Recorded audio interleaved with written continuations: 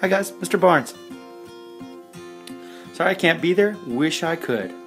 But we've got some things to do with the winter band kids, and that's where I am today. So I've got some things I'm going to share with you before you go get to work with Miss Sprouse today, and I'm hoping it'll help. So we're doing bird conservation, and we have several things to look up, and well, I'll get back with you. So we're going to be birding, so what do we need? Huh? What do you think we need? Well, I find there's really two things I need to bird. Yep, really two. The first thing, and probably the most important, is a field guide. Oh man, I don't know what that is. Look at that. Oh, it's really bright now. Wow. Okay, anyway, field guide. Let me show you a field guide. Let's get over here. Yeah, this is my field guide. Let's see if you can see this. This is really kind of beat up. Oh man, it's upside down.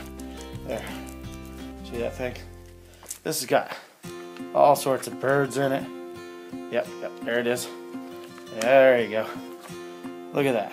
And it helps me identify what birds I'm seeing in the area. That's great. Okay. I also have this field guide. Let's see. Oh, yeah, there we go. The Sibley field guide. Really good field guide. Let's see what else we got. Oh, this is an awesome field guide. The only problem is the birds of Costa Rica, so no good to us here. All right, let's see. What do we have here? Oh, Mexican birds. Fantastic field guide. But for Mexico. Oh, here's another one. This is good. National Geographic basis. Very, very good field guide. Pictures drawn in there. I like the drawn pictures personally best, but oddly enough, the field guide I use, it's the one with real photographs in it. I don't know. It's just the one I like. Let's see what else. Other things we might need. Let's see what we got here. This is for our conservation portion. It's called Attracting Birds to the Southern Garden. Nice. All right, and here we go. The bird garden. This will help us with some ideas of, let's see. Oh, look at that. Bird baths, maybe. What is that? That's pretty cool. That's a bird drinking off some water. Stuff like that. Okay, so field guides. Doesn't seem interesting, but most important thing. Got it? Okay, now, the cool thing, the hardware. Oh, here we go. Got it. Yep. Oh, look at this. Look at these things. Yep, binoculars. Yep, this is probably the coolest piece of thing that you get to use.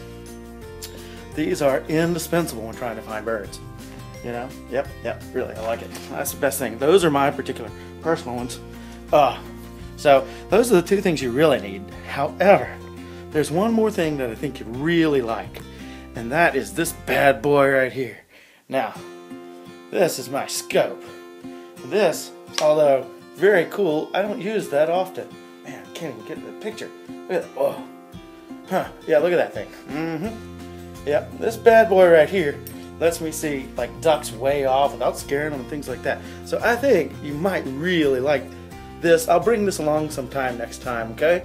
So recap really quick. The two big things you need. Field guide. Yep, field guide. Most important thing is a field guide. Got it, bring that. I think Miss Sprouse is going to supply you guys with a simple sheet field guide for the most basic stuff.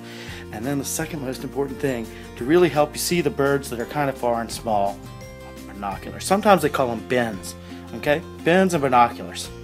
Well, I'll be back with you in just a second. I mean, really, bye. Okay, so the next important thing we're talking about is how we need to behave out in the woods when we're searching for birds. This is birding etiquette. Oh man, something landed on my screen. Great. Okay, so birding etiquette. What do we need to do when we're out there? There are three big things that you really need to be aware of. Two of them are really tough, but they can be done. Number one is you have to be quiet. No like conversations with your friends and stuff, or those birds will leave. They don't care. They're there to survive. And they're looking for good food to eat. So if you're talking and stuff, forget it. They're out of there. I would be too.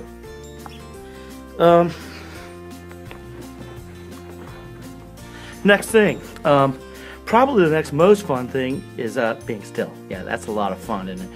Well, you gotta do it. You gotta be still like this. See, I'm not real still, but pretty still. Okay, still and quiet. Not two traits. But guess what? Birds will come in, and they will stay if you're still and quiet. Now, as a group, it's really, really tough, and you gotta do it. Third thing is we've got to blend in. You got to wear something like this color, like greens and browns. Really nice to wear. Blend in with the habitat you're going to be in. I mean, if you were on a white salt plains, you'd be wearing white. But most of what we have around here in Spartanburg is green and brown. Beautiful colors, right? Yeah, sometimes. So, those are the big three things. Quiet, still, and yeah, those two are huge. And then blend in. Okay, so if you wear a white t-shirt the day we go out, the birds will still stick around, but the more you can blend in, the better off we are. Awesome. Be back. Okay, so we're out in the woods, right? Yeah, awesome. We're out in the woods. Can't you tell? Yeah, I'm really out in the woods. But when we're out in the woods and we're starting to find birds and we're seeing them, there's a couple things you got to be very aware of. First thing you're going to do when you're seeing a bird and identifying birds, you have to listen. You're going to hear the birds first. Once you hear them, you can kind of locate. Don't point. If you point, sometimes the birds see that motion. Be still, right? Sometimes they'll see that motion and they will they'll be really quiet or really still, or they'll leave. Okay? So number one is you got to listen for the birds. Once you've listened for them, find them with your eyes first. Do not put your binoculars up. Oh, I got some binoculars here. See, I mean, if you're searching around like this, you're not going to find anything, okay? The thing you want to do is find them with your eyes. So you got one in the tree, you see it, great. Here's a big, huge tip with binoculars.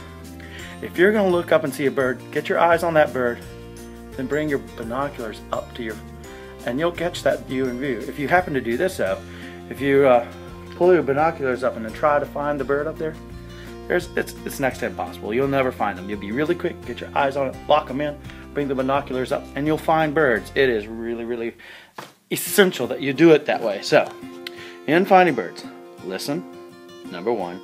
Number two, see with your eyes. Yeah, see with your eyes first. And finally, number three. Yep, you got it? Number three. Shh, be quiet, I'm talking. Yep, I see you. All of you. Okay. Number three, then finally pull up your binoculars. Got it? Awesome. All right, got a little more to talk to you about. I'll be back soon.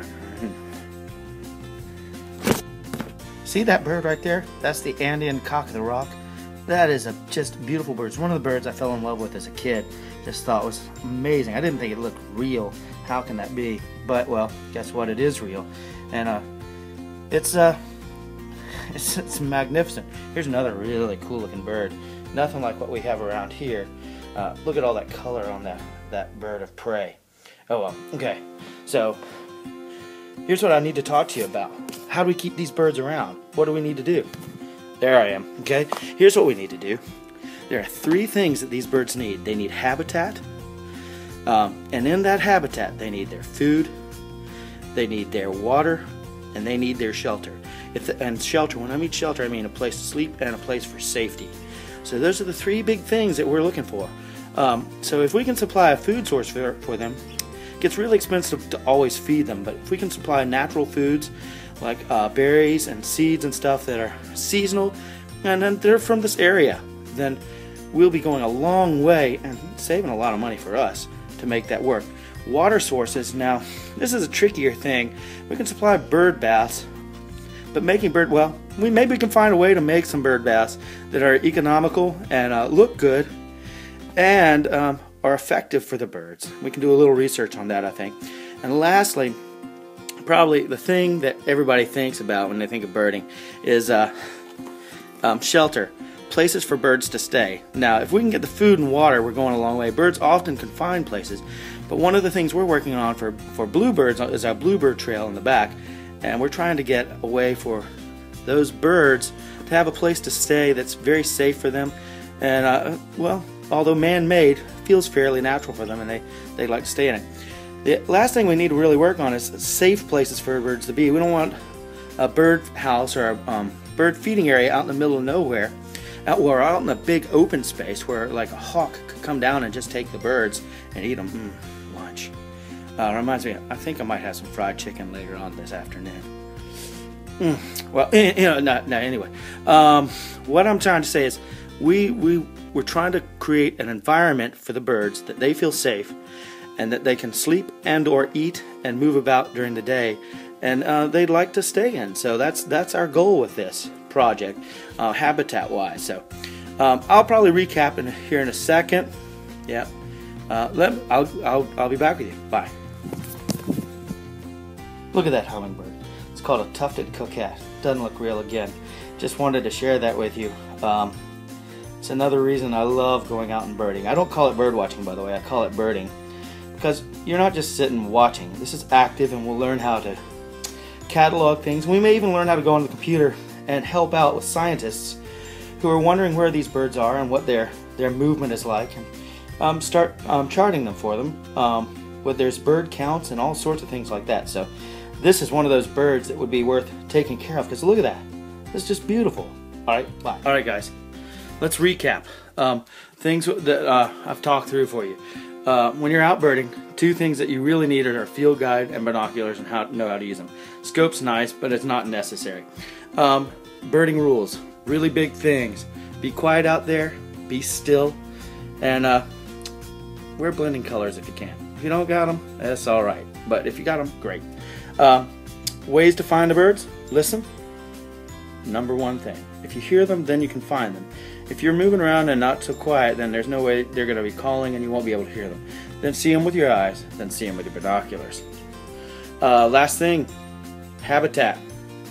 This is what we're going to work on with this project, is creating a schoolyard habitat where we can attract birds, and well, as our school gets older and older, more and more birds will be there, and more kids like you will be able to see birds.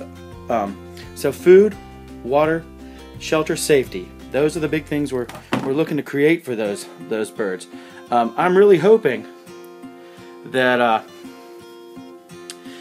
this project is really going to be kind of fun for you guys, and we'll learn a lot, and I guess we'll be active some outside, and we'll be active some inside doing some research and figuring things out. Mrs. Sprouse and I have a lot of cool ideas for us to get involved with this, and it's not just like academic school stuff where you're like, ugh. Oh man, there's no test. Got it, no test. Well, maybe there'll be a test. Yeah, okay. No, not really. No test. Well, maybe. I don't know. We might give a test. But it'd be one of those tests that, like, man, I'm gonna pass this thing because I know it. Okay, anyway. Guys, I really hate that I can't be there today, because I'm really passionate about this and I love birding. But you go out, and everything that I've showed you, and Miss Sprouse is going to have tons of things to tell you too. Listen to her, and have a really great time, and I'll join you on the next 3 Humanitas. Till then, Mr. Barnes out. Take care. Bye-bye.